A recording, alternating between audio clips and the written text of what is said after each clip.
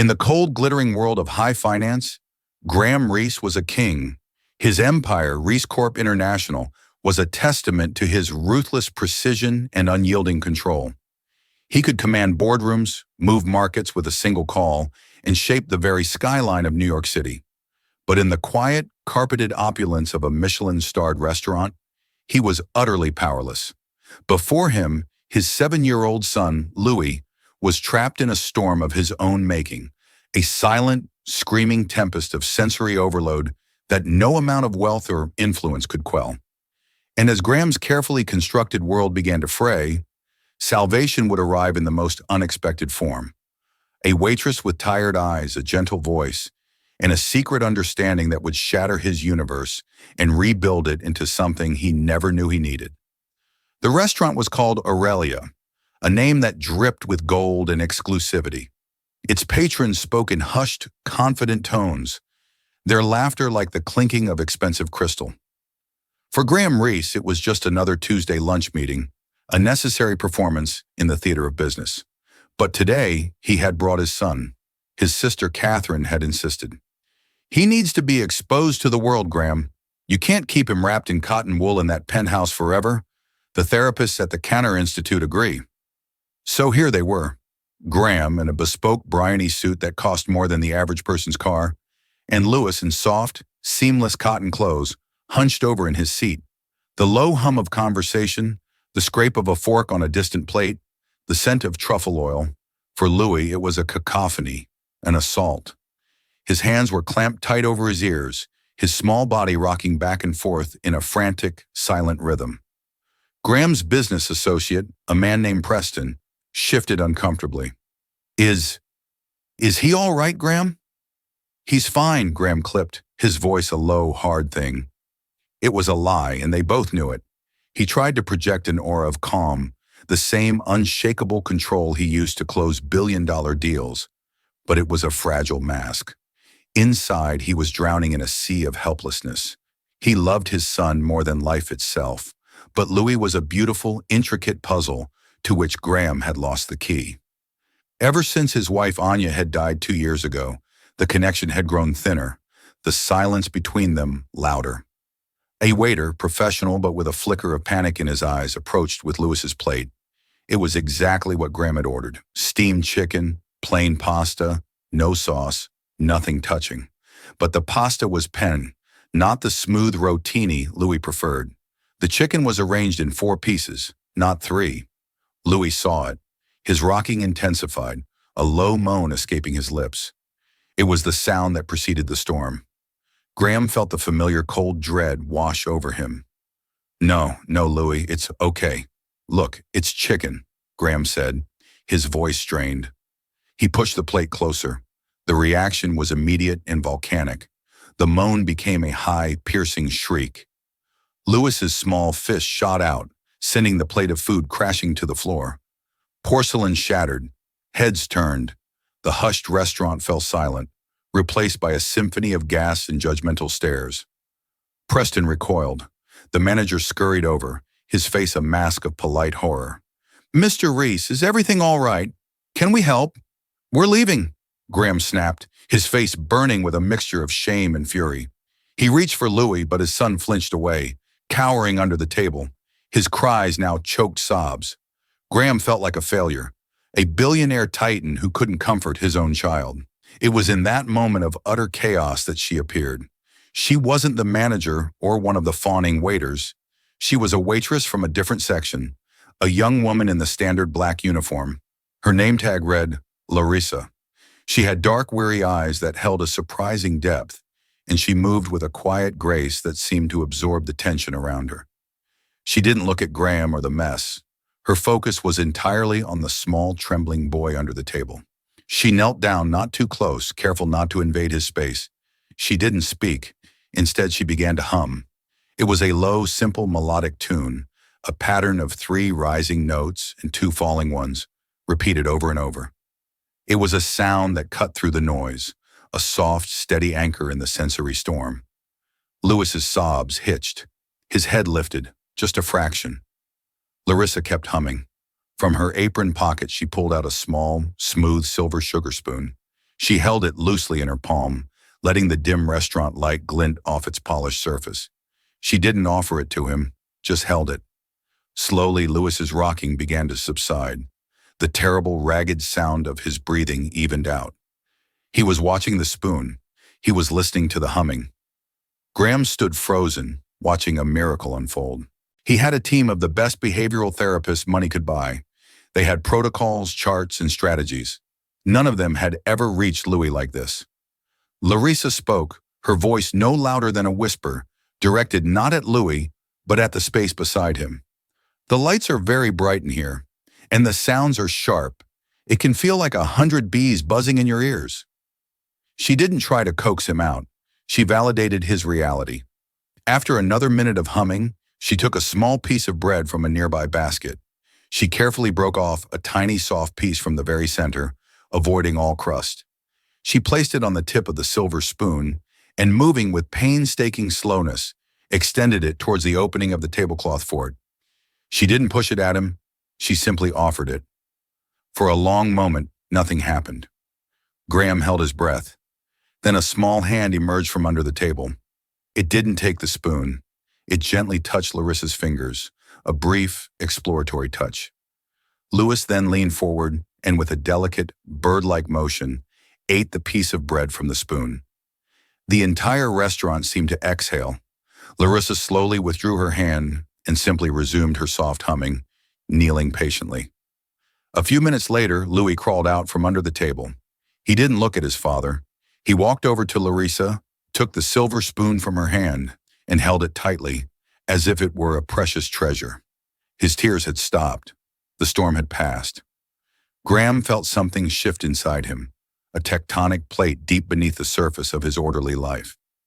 He stared at this waitress, this complete stranger, who had done in 5 minutes what he hadn't been able to do in 2 years. She had reached his son. He canceled the rest of his day. He settled the bill, adding a tip so large the manager blinked in disbelief. As he guided a now calm, spoon-clutching Louis out of the restaurant, he paused at the hostess stand.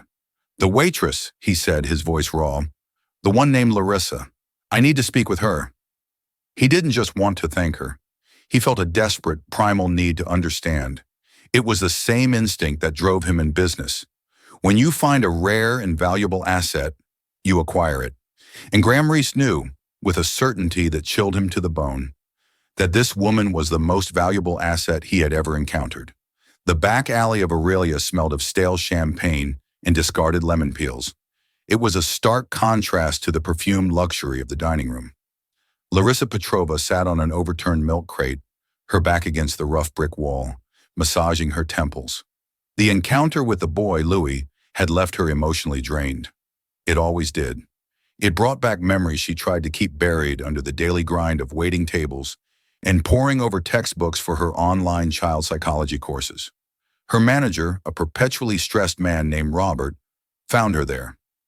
"Larissa, Reese's assistant just called. He wants to see you. Now, a car is waiting out front." Larissa frowned. "Mr. Reese? The man with the son?" The one and only Graham Reese, as in Reese Corp International, as in the man who probably owns this building and the one next to it. Whatever you did, it must have been something. Don't keep him waiting. A sleek black Bentley was idling at the curb, a silent predator amidst the yellow taxis.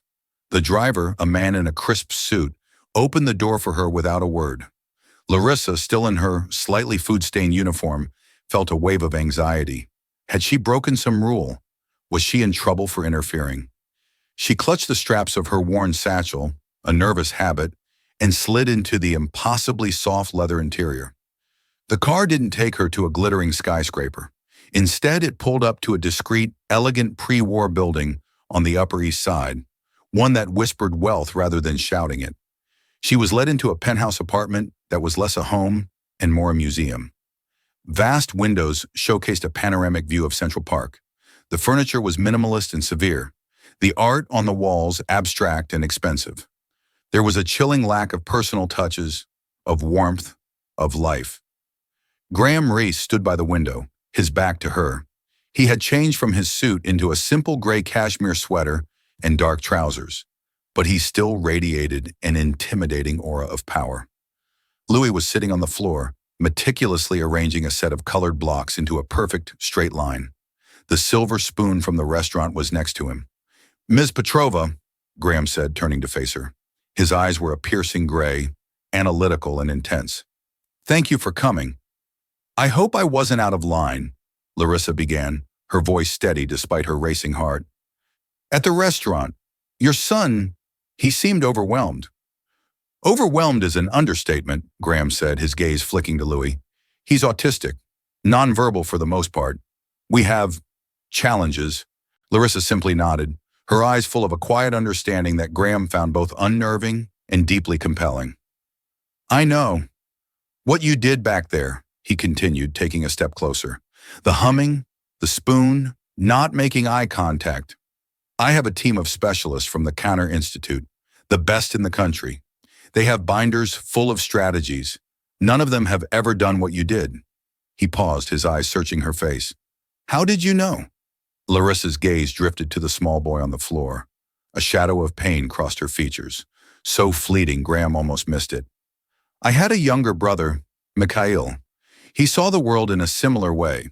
Sounds were too loud, textures were painful, patterns were everything. I learned his language." The simple statement hung in the air, thick with unspoken history. Graham felt a pang of something he couldn't name. He was used to dealing with people who wanted something from him. They were transparent, their motives easy to read. This woman was different. There was a deep well of experience behind her tired eyes. "I have a proposition for you, Ms. Petrova," he said, getting straight to the point, the way he always did in business. "I want you to work for me, not as a waitress.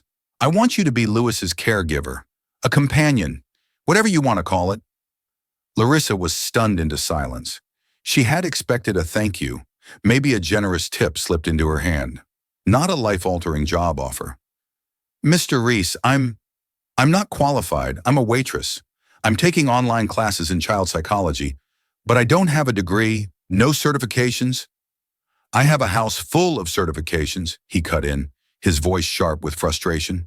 "I have degrees hanging on the walls of doctors' offices all over this city. What they don't have is what you have. I don't know what to call it. Intuition, empathy, a language. I saw my son connect with you today. He hasn't connected with anyone like that since his mother passed away." The mention of his late wife was a rare crack in his armor. He looked vulnerable for a fraction of a second, a man lost at sea. "I will pay you 5 times what you make at the restaurant. More. Name a price. You'll have access to any resources you need. Your only job will be Louis." Larissa's mind reeled. The money would be life-changing. It would mean she could quit her second job bartending, focus on her studies, maybe even afford a better apartment than her tiny walk-up studio in Queens. It would mean an end to the constant grinding worry about rent and bills. But it wasn't the money that made her consider it. It was Louis. She saw her brother Mikhail in him, the same lost, overwhelmed look in his eyes, the same retreat into a world of patterns and silence. A painful, familiar ache bloomed in her chest. A chance to help Louis felt, in a way, like a chance to heal a part of herself she thought was long dead. "There would be conditions," she said, surprising herself with her own boldness. Graham raised an eyebrow. People didn't usually set conditions for him.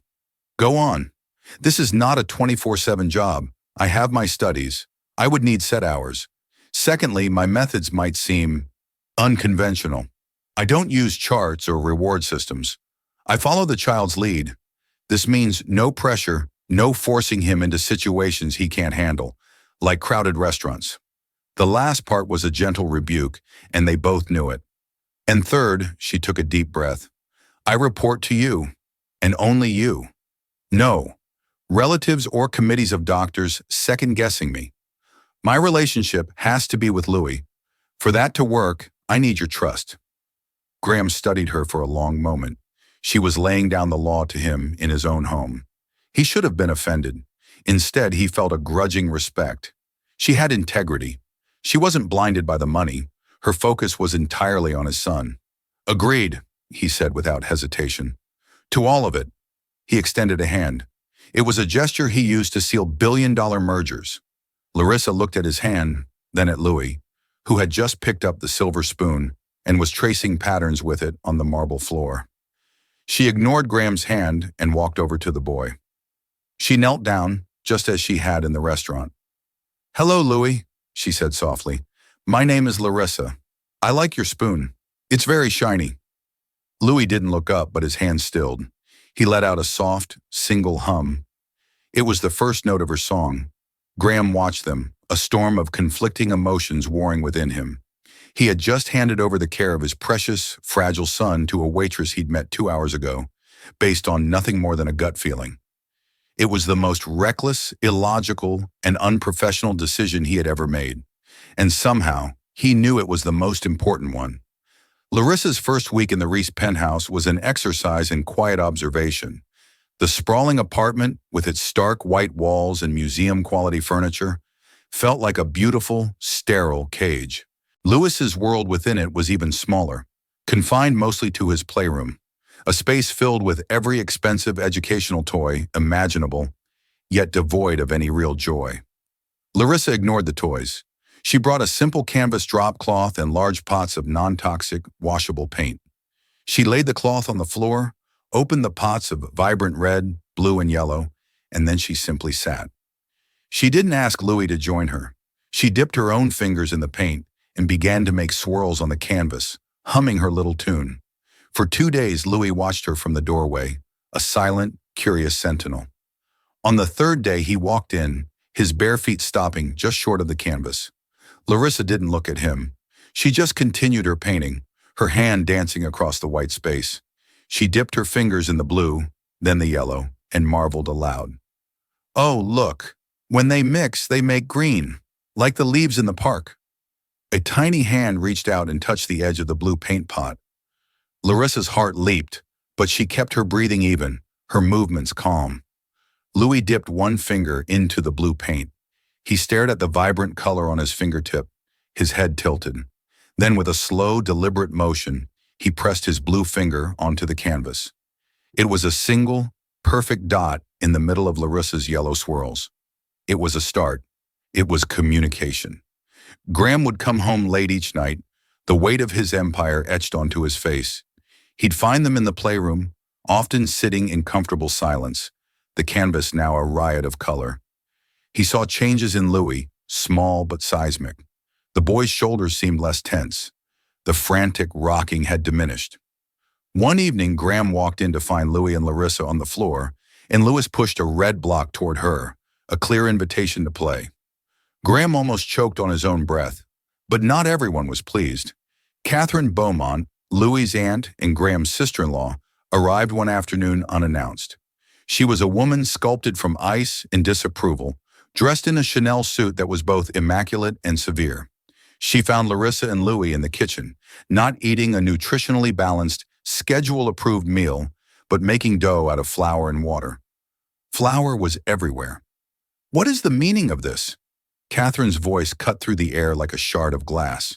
Louis, who was sensitive to sharp tones, immediately flinched, dropping the dough and retreating behind Larissa's legs. "Hello, Catherine," Larissa said, her tone polite but firm as she wiped her hands on a towel. "We're exploring textures. Louis is showing a great interest in how things feel."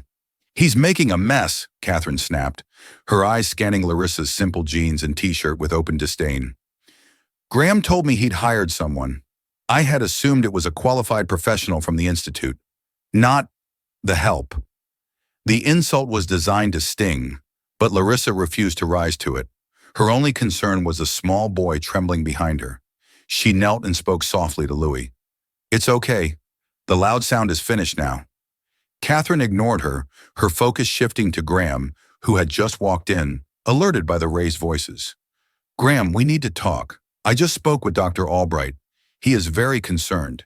He says abandoning Louis's structured ABA therapy for this finger painting and baking is regressive.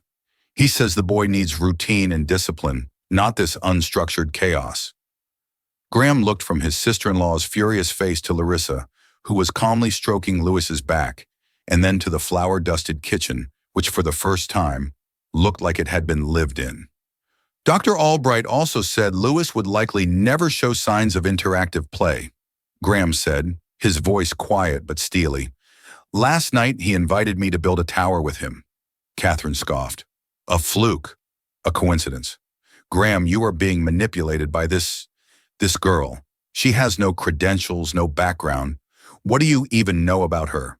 For all you know, she's a gold digger, preying on your vulnerability, on your grief for Anya. The mention of his late wife was a low blow. Graham's jaw tightened. He and Anya had often disagreed on Lewis's care. Anya had favored a gentler, more intuitive approach, much like Larissa's, while Graham, ever the pragmatist, had pushed for the evidence-based clinical methods. It was a source of guilt that haunted him.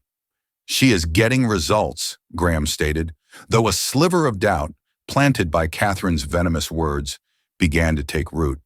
Was he being naive? Was he letting his desperation cloud his judgment? Results?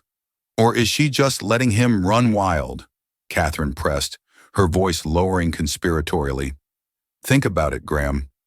A nobody waitress worms her way into your life, into your home. It's a classic story. You need to protect your son. You need to protect your family's name. Get rid of her before she does real damage. Later that night, after Catherine had left in a cloud of expensive perfume and righteous indignation, Graham found Larissa in the living room, long after Louis was asleep. She was staring out at the city lights, her shoulders slumped. She doesn't like me, Larissa said, not a question, but a statement. Catherine is protective, Graham hedged. She thinks I'm hurting him, Larissa said, turning to face him. Her eyes were filled with a weariness that went beyond her long day. And she made you doubt me too. Graham had the grace to look ashamed. The world I live in, Ms. Petrova, is built on credentials, on proof, on measurable outcomes. You operate on faith. It's not a currency I'm familiar with.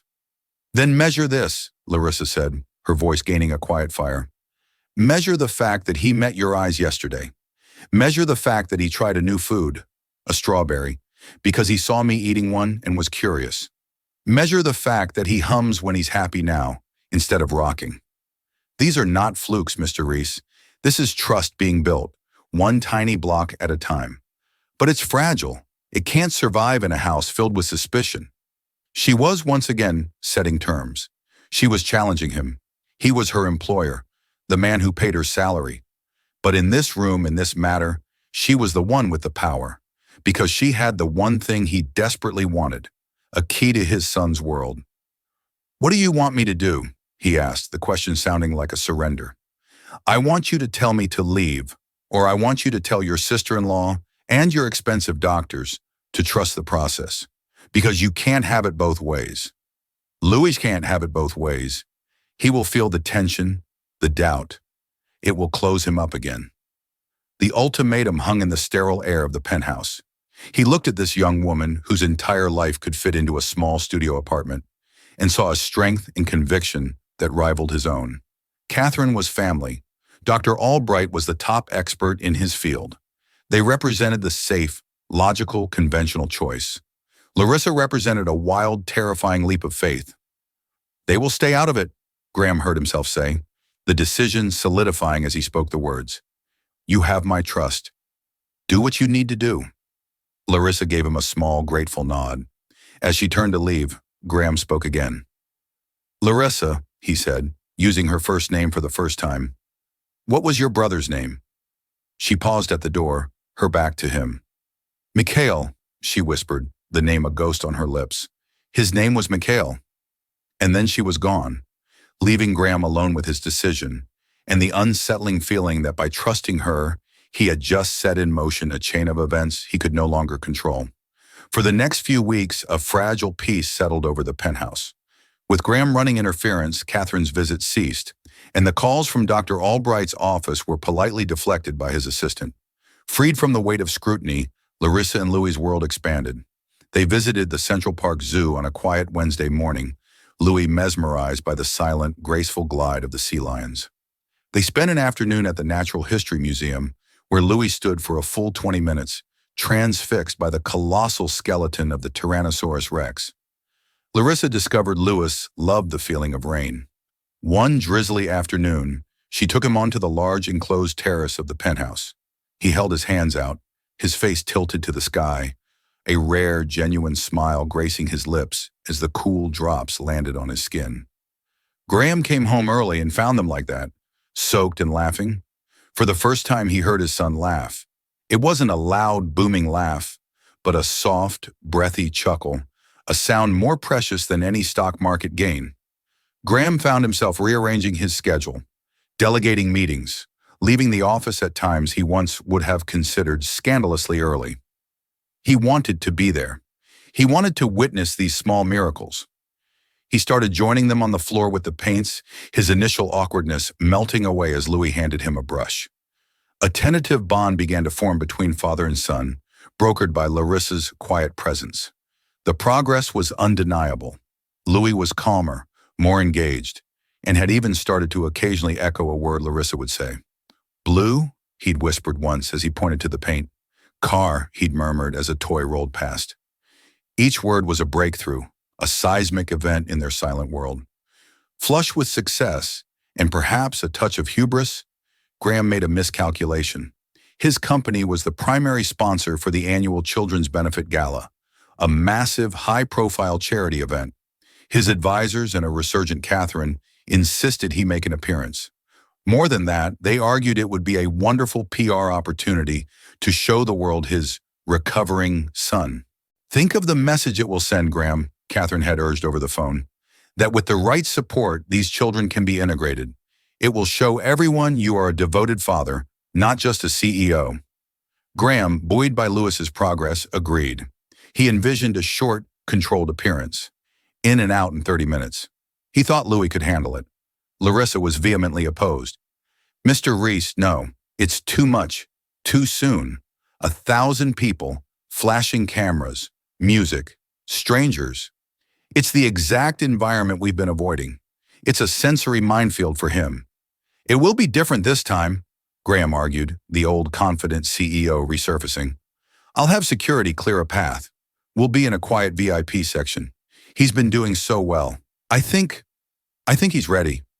"He's not a project to be unveiled at a gala," Larissa countered, her voice pleading. "He's a little boy who is just starting to feel safe. Please don't do this." But Graham's mind was made up. He mistook her caution for a lack of faith in his son. He wanted to show him off. He wanted to feel for one night like a normal, proud father. "He will be with me. He will be fine. You should come as well, of course." The night of the gala was a disaster. From the moment they stepped out of the car, the flash bulbs of the paparazzi were like explosions of lightning. Louis instantly recoiled, pressing his face into Graham's suit jacket, his small body trembling. Inside the grand ballroom, the noise was a physical wall of sound, a live band, the roar of 1,000 conversations, the clatter of plates. It was Aurelia, magnified 100-fold. Louis's hands flew to his ears. A low, keening moan started in his chest. Graham, holding him tight, tried to steer him towards the quiet VIP lounge, but they were mobbed by society matrons and business rivals, all wanting a word, a photo, a moment with the great Graham Reese and his reclusive son. Larissa, who had trailed behind them, tried to intervene. "Mr. Reese, we have to go. Now." But it was too late. Someone, a woman dripping in diamonds, reached out to pat Louis's head. "Oh, he's just darling, Graham." The unwanted touch was the final straw. The moan erupted into a full-blown scream, a sound of pure, unadulterated terror and overload. Louis began to thrash in Graham's arms, his limbs flailing. He kicked and writhed, desperate to escape. Graham struggled to hold him, his face a grim mask of panic. The crowd fell back, their curious smiles turning to expressions of shock and pity. The cameras, which had been documenting the glittering affair, now turned on them, capturing the raw, ugly spectacle of a father and his out-of-control child. Catherine materialized at Graham's side, her face a mixture of vindicated fury and feigned concern. "I knew this would happen. Get him out of here, Graham. He's making a scene." Louis, in his panic, bit Graham's hand, hard. Graham cried out in pain, and his grip loosened for a split second. It was all Louis needed. He scrambled away, not towards the exit, but deeper into the chaos. He crawled under a large table laden with champagne glasses, pulling the tablecloth with him. The crash was monumental. A tidal wave of champagne, shattered glass, and canapes flooded the floor. The sound of 100 breaking glasses was the exclamation point on their humiliation. The room erupted in chaos. Graham stood, frozen, his hand bleeding, his heart shattered. He saw the looks on everyone's faces: pity, disgust, judgment. He saw the flash of a news camera. Tomorrow his son's breakdown would be gossip fodder for the entire city. It was Larissa who moved. She paid no attention to the mess, the stairs, or the broken glass. She dropped to her knees and crawled under the table into the darkness with Louis. Graham could hear her voice, a low, calming murmur, and the faint, familiar notes of her humming song. Security guards rushed forward, but Graham waved them off. He sank into a nearby chair, the adrenaline leaving him weak and hollow. Catherine stood over him, her voice a venomous hiss. You see? You see what your little waitress has done? She gave you false hope. She made you think he was better. He's not better. He's a disruption, an embarrassment. This is her fault. You trusted her, and she led you, and that poor boy, straight into this humiliation. You have to fire her, Graham, tonight. This time the doubt didn't just take root, it consumed him. Catherine was right. He had been a fool. He had let this unqualified, mysterious woman fill his head with dreams of a cure, of normalcy. He had ignored the experts, ignored his family, and the result was this public, catastrophic failure. The progress he'd seen must have been an illusion, an act. His trust was shattered, just like the champagne glasses on the floor. In the wreckage of the gala, amidst the whispers and the stares, Graham Reese made a decision. The experiment was over. Larissa had to go. The drive back to the penthouse was a study in suffocating silence. Graham sat in one jump seat, his bleeding hand wrapped in a handkerchief. Larissa sat in the other, cradling a sleeping Louis, who had finally cried himself to exhaustion in the shelter of her arms. The silver spoon, which she had thought to bring in her purse, was clutched in his hand. When they arrived, Larissa carried Louis directly to his bed, tucking him in with a tenderness that twisted Graham's gut. He waited for her in the living room, the space feeling vast and cold. He had rehearsed the words in his head. They were clinical, final. This arrangement is no longer working. Your services are no longer required. A generous severance package will be prepared. She entered the room, her face pale, her uniform splattered with champagne. She looked exhausted and defeated. He's asleep, she said softly. Larissa, Graham began, his voice hard, emotionless. Tonight was an unmitigated disaster. It was a mistake. I was a fool to listen. No, she interrupted, her voice quiet but firm, stopping his prepared speech cold. You were a fool not to listen to me. I told you this would happen. I begged you not to take him. This wasn't a failure of his progress. This was a failure of your judgment. The accusation stung, sharp and true. It was easier to blame her than to accept his own catastrophic error. My judgment? He shot back, his anger rising. My judgment was in hiring a waitress to do a doctor's job. Catherine was right. I don't know anything about you. Who are you, Larissa? Where did you come from? This brother, Mikhail, is he even real? Or is he just part of some story you concocted to get this job? The cruelty of his words hung in the air. He wanted to hurt her, to make her feel as exposed and humiliated as he did. He succeeded. A deep, profound pain flashed in her eyes, a wound far deeper than his accusation. For a moment he thought she would break down, that the tears would finally come. Instead, a strange, resolute calm settled over her.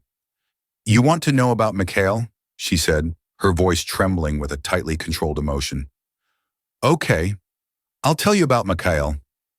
She sank onto the edge of one of the severe, uncomfortable sofas. Mikhail was my little brother. He was beautiful and brilliant, and he saw the world just like Louis does. Our parents didn't understand. They were from the old country. They believed he was broken, possessed, shameful. They sent him away, to an institution. Her voice cracked on the last word. I was 16. They told me it was for the best. A place with experts. It was a cold, sterile place, Mr. Reese. They didn't see a brilliant boy who could replicate entire symphonies on his toy piano after hearing them once. They saw a set of symptoms to be managed. They took away his comforts, forced him into eye contact, tried to extinguish his stims. They tried to break him and rebuild him into something normal. She took a ragged breath, staring at a point on the far wall, seeing a past he couldn't imagine. I visited him every week. Each time, a little more of the light in his eyes was gone. He stopped humming. He stopped building his intricate towers. He just sat. One day I came to visit, and they told me there had been an incident. He had a meltdown like Louis did tonight. But there was no one there to crawl under the table with him. They restrained him. His heart. It was too much for his heart. Tears were streaming down her face now, silent and hot. He was 14 years old. He died, Mr. Reese. He died of a broken heart in a place that was supposed to help him, surrounded by experts who never once tried to learn his language. So you ask me if Mikhail is real? He is the reason I breathe. He is the reason I am taking my classes. He is the reason I knew how to help your son. Everything I do for Louis, I do because I couldn't do it for Misha. The story fell into the silent room like a physical weight, crushing the anger and pride out of Graham. The scale of his own arrogance, of his callous accusation, was staggering. He had seen her as an employee, a problem, an asset. He had never once considered the history, the profound pain that had forged her incredible gift. He felt a wave of shame so powerful it almost brought him to his knees. While he was worried about his reputation in a business gala, she was reliving the single greatest tragedy of her life.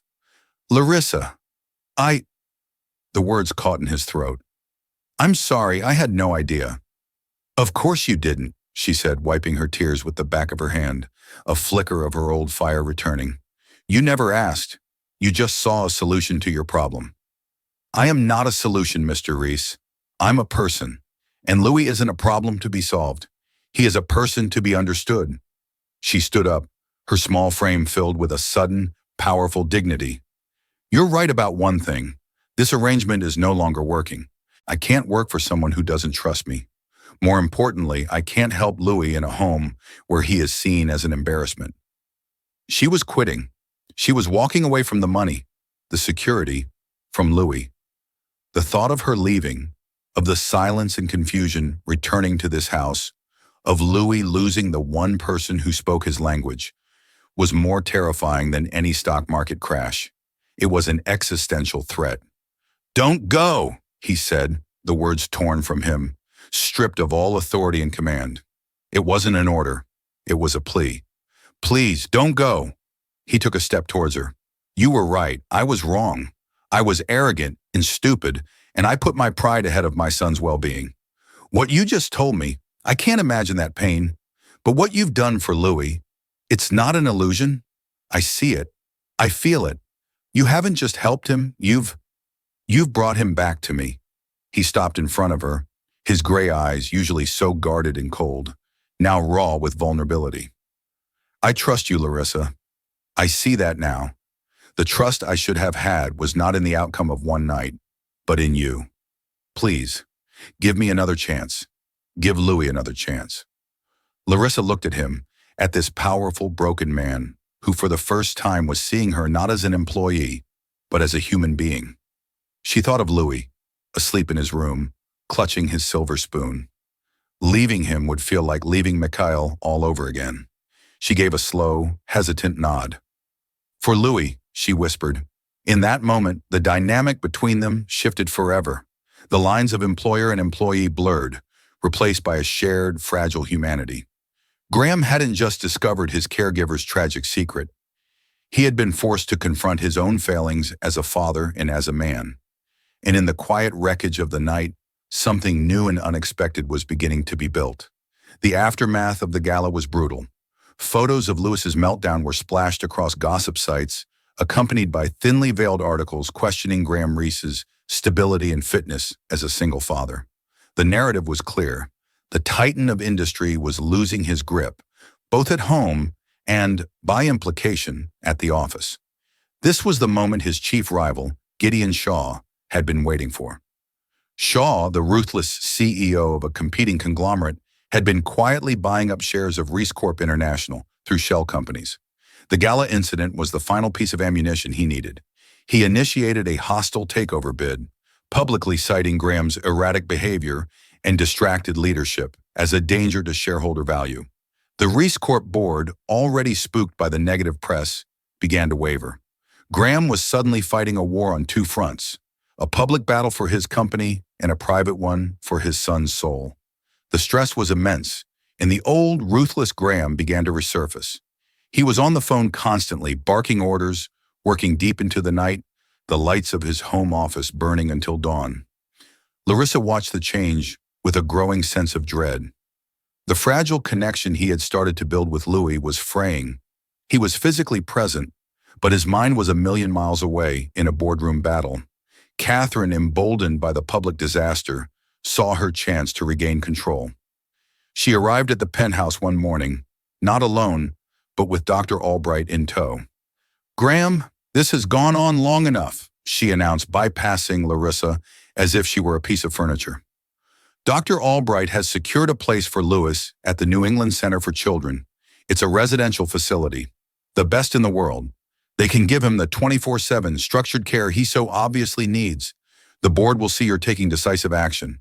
It will help your case against Shaw." The suggestion was horrifying, sending Louis away. It was Larissa's worst nightmare, the echo of Mikhail's tragic fate.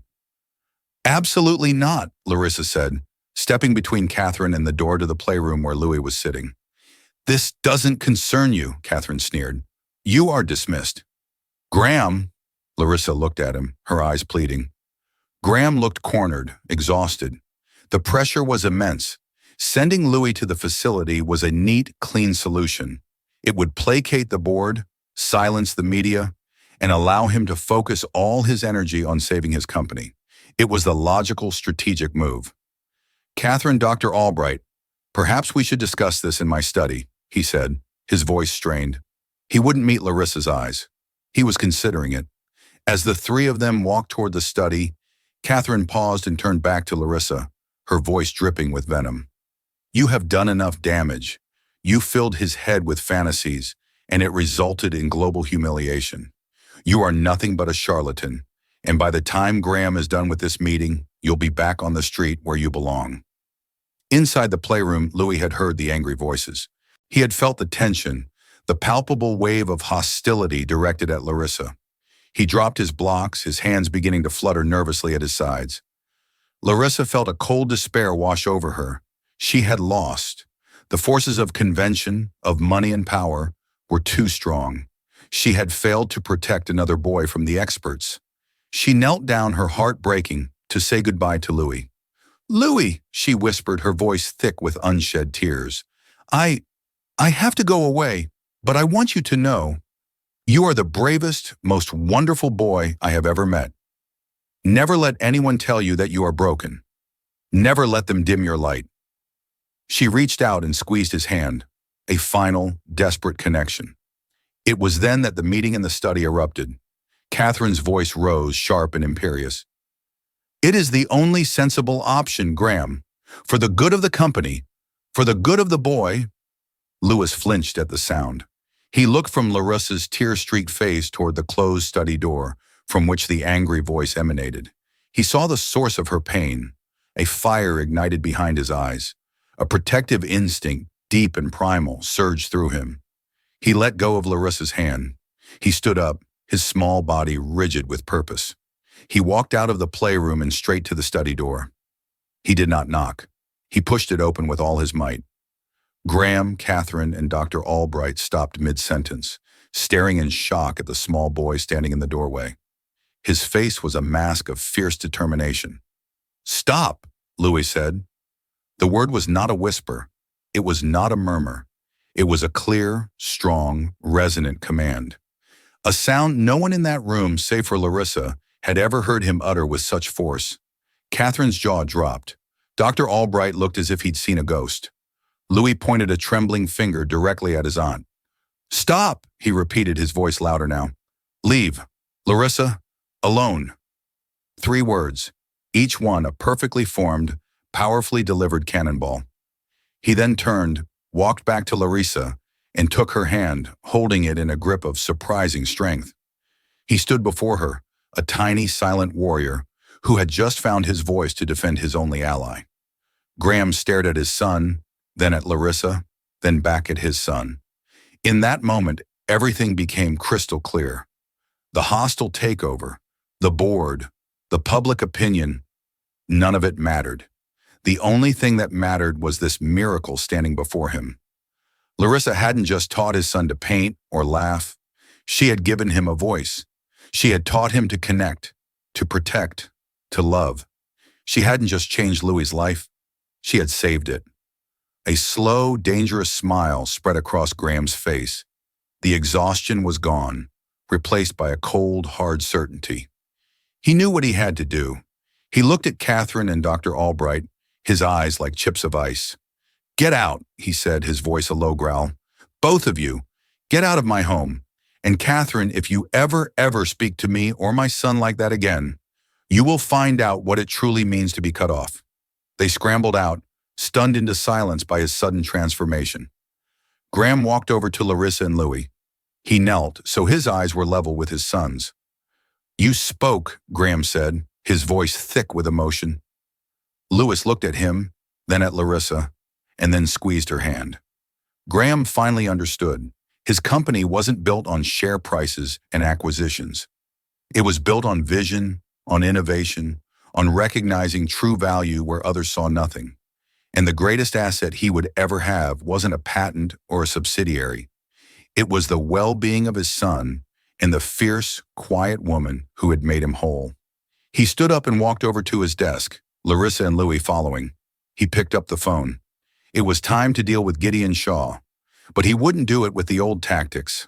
Larissa had taught him a new language, one not of aggression, but of understanding. His assistant answered. Get me Gideon Shaw on the line, Graham commanded, and cancel my 4 o'clock.